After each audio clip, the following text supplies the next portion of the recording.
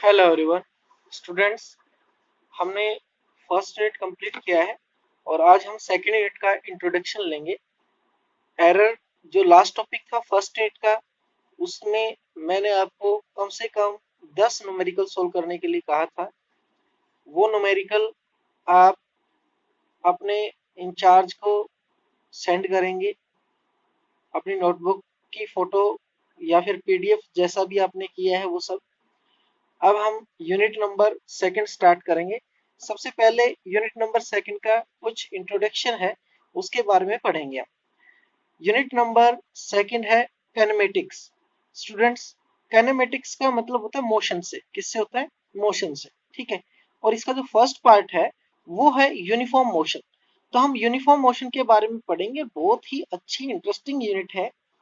Okay, तो सबसे पहले कुछ बेसिक कंसेप्ट हैं कैनेमेटिक्स के, उनके बारे में हम पढ़ते हैं। सबसे पहले अगर बात की जाए रेस्ट के, तो बच्चों रेस्ट क्या होता है?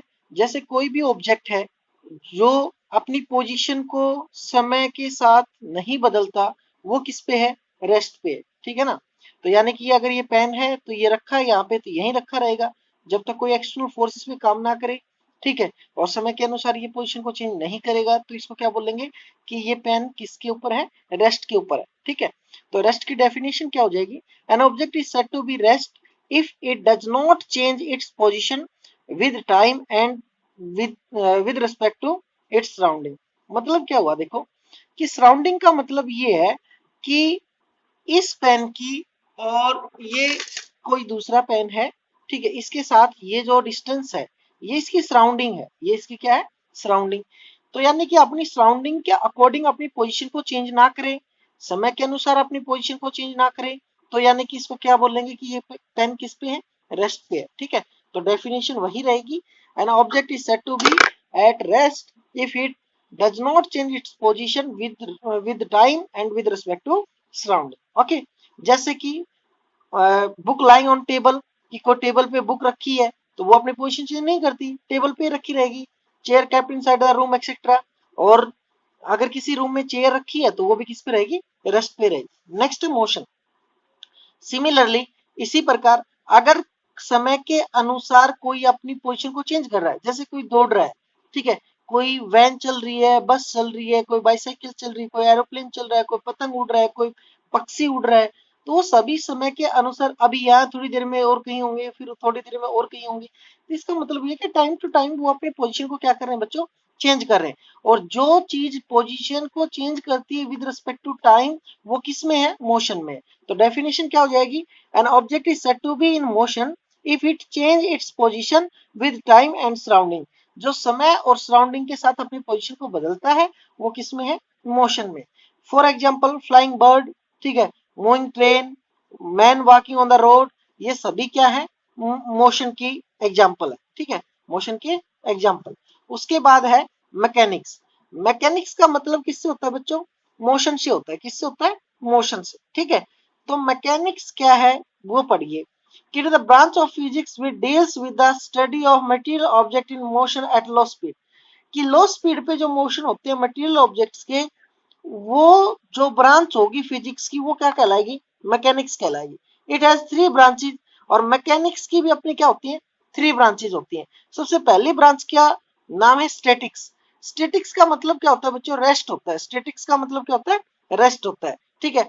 तो यानी कि जो हमें किसी रेस्ट की चीजों के बारे में बताएगी मैकेनिक्स की, वो ब्रांच क्या कहलाएगी? स्टैटिक कहलाएगी, ठीक है। तो it is that branch of mechanics which deals with the object is at rest. कि जो रेस्ट के ऑब्जेक्ट्स के बारे में बताएगी वो क्या कहलाएगी? मैकेनिक्स की स्टैटिक ब्रांच कहलाएगी, ठीक है।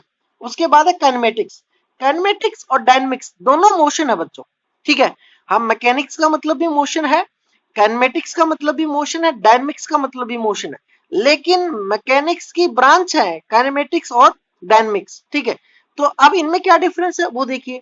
It is that branch of mechanics which deals with the motion of the object without knowing the cause of motion. यानी कि काइनेमेटिक्स में हमें मोशन का कारण नहीं पता होगा। और डायनेमिक्स, डायनेमिक्स में क्या होता है? It is that branch of mechanics which deals with the motion of the object and also the cause of motion. यानी कि मोशन का कारण भी बताएगा। कि डायनेमिक्स तो हमें मोशन विद काज बताता है और काइनेमेटिक्स में काज ऑफ मोशन हमें नहीं पता होता है। उसके बाद है rest and motion are relative term. ठीक है, तो रेस्ट और मोशन इन रिलेटिव टर्म, इसका मतलब ये बच्चों कि क्या ऐसा हो सकता है कि एक ही कंडीशन में हम रेस्ट में भी हो और हम मोशन में भी हो? बिल्कुल हो सकता है। जैसे कि हम किसी गाड़ी में बैठ के जा रहे हैं तो गाड़ी की इंटरनल चीजों के हिसाब से तो हम किस पे, रेस्ट पे, लेकिन जब खिड़की से आप बाहर की साइड देखोगे तो पेड़ क्या कर रहे हैं, जो रोड के साइड में जो पेड़ है वो पीछे की तरफ जा रहे हैं, तो उनके हिसाब से हम किस में, मोशन में। यानी कि ऐसी कंडीशन जिसमें हम रेस्ट पे भी फील करें और मोशन में फील करें, तो यानी कि रिलेटिव टर्म हो जाएंगे, रेस्ट और मोशन एक साथ हो जाएगा। ठीक है, तो क्या हो जाएगा, an object is at rest in one situation but in another situation it is in motion, तो उसको क्या बोलेंगे, rest and motion are relative term. ठीक है, फॉर एग्जाम्पल कि a person sitting in a moving train is at rest with respect to with respect to follow passenger, ठीक है, but in motion without the with respect to object outside the train। मतलब क्या, देखो मतलब ये है कि अगर कोई ट्रेन में कोई पर्सन बैठा है तो वो अंदर के पैसेंजर के रिस्पेक्ट में तो किस में है, वो रेस्ट पे है, और आउटसाइड के हिसाब से वो किस में है, मोशन में है। ठीक है, तो यानी कि रेस्ट और मोशन एक ही टाइम पे हो सकते हैं। ठीक है, नेक्स्ट क्या है, पॉइंट मास।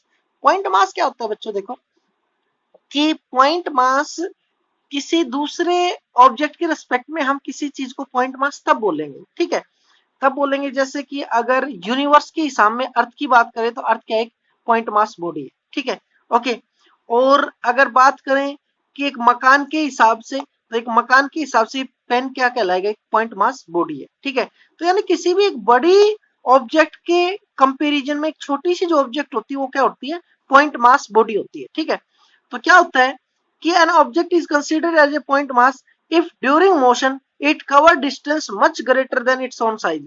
यानी कि अगर कोई ऑब्जेक्ट ड्यूरिंग मोशन अपने साइज से ज्यादा डिस्टेंस को क्या कर ले, कवर कर ले, तो उसको क्या बोलेंगे, हम पॉइंट मास बोलेंगे।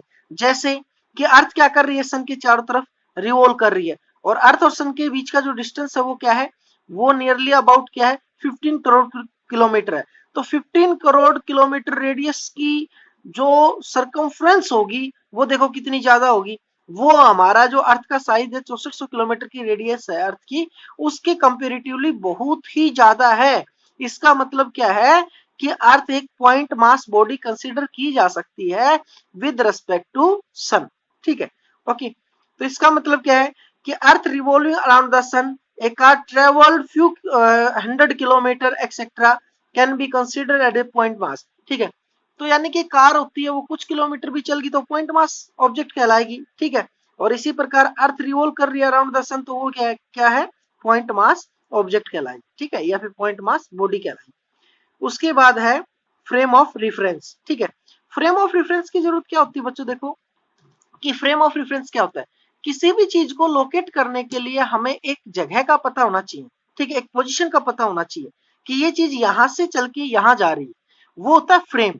कि हम किसके रेस्पेक्ट में, जैसे कोई मैंने बताया था कोई एंगल मेजरमेंट करना हमने, तो एंगल मेजरमेंट करने के लिए क्या होना चाहिए, एक बेस लाइन तो होनी चाहिए ना, उसके बाद ही हम कोई एंगल मेजरमेंट कर सकते हैं।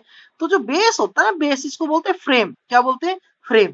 तो फ्रेम ऑफ रेफरेंस क्या होता है, to locate the position of a particle we need a frame of reference, the most convenient system in the rectangle coordinate system having three mutual perpendicular axes x y z। ठीक है, तो यानी कि सबसे ज्यादा कन्वीनियंट सिस्टम जो है इसके लिए वो क्या है, वो हमारा रेक्टेंगल कोऑर्डिनेट सिस्टम है जिसमें तीन म्यूचुअल परपेंडिकुलर एक्सिस होंगे एक्स वाई जेड। यानी कि एक्स वाई जेड से हम ओरिजिन से किसी भी ऑब्जेक्ट के मोशन को, रेस्ट की पोजीशन को क्या कर सकते हैं, लोकेट कर सकते हैं। क्या कर सकते हैं, लोकेट। तो वो क्या कहलाएगा, हमारा फ्रेम ऑफ रेफरेंस। ठीक है, फ्रेम ऑफ रेफरेंस के बाद हम 3 टाइप के जो मोशन होते हैं उनकी बात करेंगे। वो हम, ये सारा बेसिक कंसेप्ट है काइनेमेटिक्स का, ये एक और लेक्चर बनेगा इसका, उसके बाद इसके डेरिवेशन स्टार्ट होंगे।